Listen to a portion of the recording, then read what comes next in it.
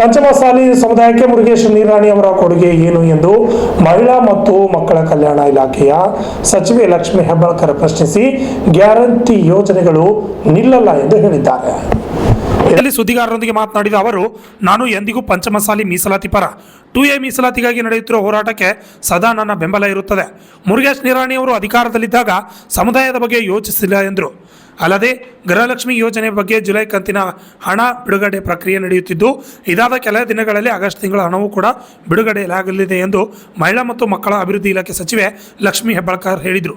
ಇದು ನಿರಂತರ ಪ್ರಕ್ರಿಯೆಯಾಗಿದ್ದು, ಸರ್ಕಾರ ಯಾವುದೇ ಕಾರಣಕ್ಕೂ ಪಂಚ ಗ್ಯಾರಂಟಿ ಯೋಜನೆಗಳನ್ನು ನಿಲ್ಲಿಸುವ ಮಾತೇ ಇಲ್ಲ ಎಂದು ಹೇಳಿದ್ದಾರೆ.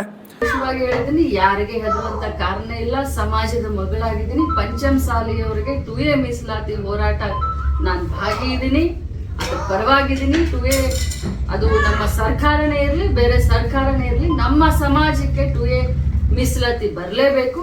ಅದರ ಪರವಾಗಿದ್ದೀನಿ, ಬದ್ಧವಾಗಿದ್ದೀನಿ.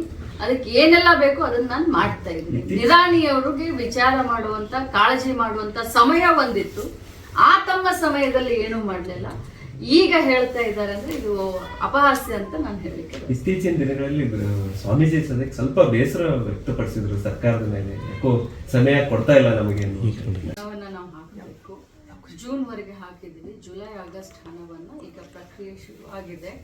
ಜೂನ್ ಹಣವನ್ನ ಹಾಕ್ತೀವಿ, ಆಮೇಲೆ ಆಗಸ್ಟ್ ಹಣವನ್ನ ಒಂದು ವಾರ ಬಿಟ್ಟು ಹಾಕ್ತೀವಿ. ಈಗಾಗಲೇ ಜೂನ್ ಹಣವನ್ನ ಜುಲೈ ಹಣದ ಪ್ರಕ್ರಿಯೆ ಸ್ಟಾರ್ಟ್ ಆಗಿದೆ. ಆಮೇಲೆ ಒಂದು ವಾರ ಬಿಟ್ಟು ಆಗಸ್ಟ್ ಹಾಕ್ತೀವಿ.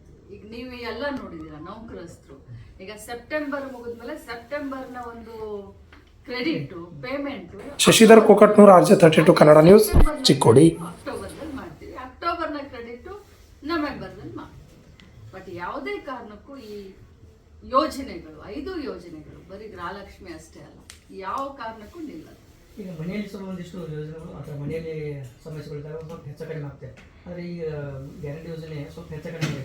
ಇದನ್ನೇ ಬಂಡವಾಳ ಮಾಡ್ಕೊಂಡು ಬಿಜೆಪಿಯವರು ದುಡ್ಡು ಹಾಕಲ್ಲ, ಮೇಲೆ ಸ್ಟಾಪ್ ಮಾಡ್ತಾರೆ ಅಂತ ಹೇಳ್ಬಿಟ್ಟು ಒಂದಿಷ್ಟು ವದಂತಿ ಎಬ್ಬಿಸಿದ್ರು. ನೋಡಿ, ಇದನ್ನ ಮಾಡೋದನ್ನೇ ಇಲ್ಲ ಅಂತ ಅಂದವರು ಮಾಡಿದ ಮೇಲೆ ಈ ರೀತಿ ಮಾತನಾಡ್ತಾರೆ. ಈ ಕಡೆ ಇದ್ರು ಮಾತನಾಡ್ತಾರೆ, ಈ ಕಡೆ ಇದ್ರು ಮಾತನಾಡ್ತಾರೆ. ನಾವು ಅದಕ್ಕೆ ತಲೆ ಕೆಡಿಸ್ಕೊಳ್ಳೋದಿಲ್ಲ. ನಮ್ಮ ಕಾಯಕ ಏನಿದೆಯೋ, ನಮ್ಮ ಕೆಲಸ ಏನಿದೆಯೋ, ಜನರಿಗೆ ಏನು ಭಾಷೆನ ಕೊಟ್ಟಿದ್ವೋ ಅದನ್ನ ನಾವು ಮಾಡ್ತೀವಿ.